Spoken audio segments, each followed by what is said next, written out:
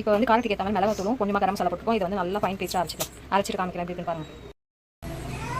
தேங்காய் நல்லா பேஸ்ட் மாதிரி அரைச்சாச்சு. இப்போ எப்படி பண்ணுறதுன்னு பார்க்கலாம்.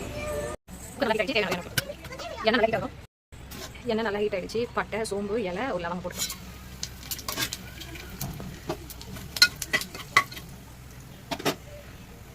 பச்சை மிளகா போட்டுக்கலாம்.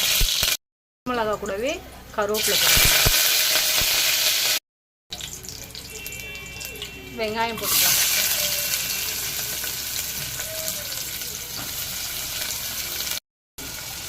வெங்காயம் நல்லா வதக்கிக்கலாம்.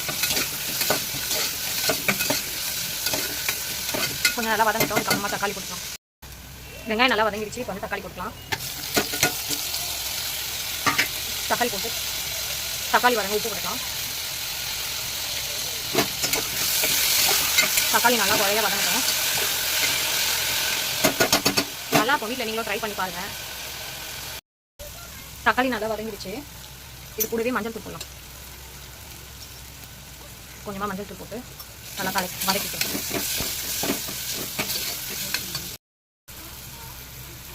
சுண்டலை வந்து போட்டுக்கலாம். மூக்கடலையை போட்டு நல்லா மிக்ஸ் பண்ணிக்கலாம்.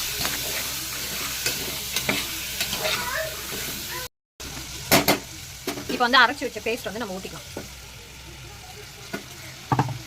ஊற்றிட்டு ஒரு 2 நிமிஷம் நல்லா கலரி விட்டு அப்படியே விட்டுருங்க.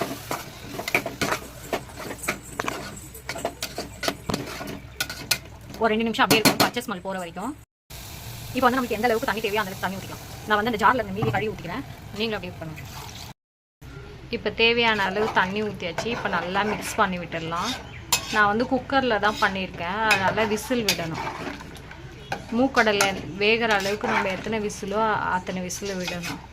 இப்போ தண்ணி ஊற்றிட்டு உப்பு காரம் இருக்கான்னு மட்டும் செக் பண்ணிவிட்டு குக்கரை மூடிடலாம்.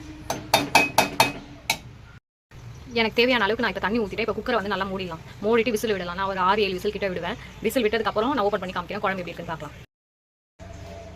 குக்கர் ஓப்பன் பண்ணிட்டோம். குழம்பு எப்படி இருக்குன்னு பாருங்கள். நீங்கள் வீட்டில் ட்ரை பண்ணி பாருங்கள். ட்ரை பண்ணி பார்த்துட்டு டேஸ்ட்டு எப்படி இருக்குன்னு கமெண்ட் பாக்ஸில் கமெண்ட் பண்ணுங்கள். தேங்க்யூ.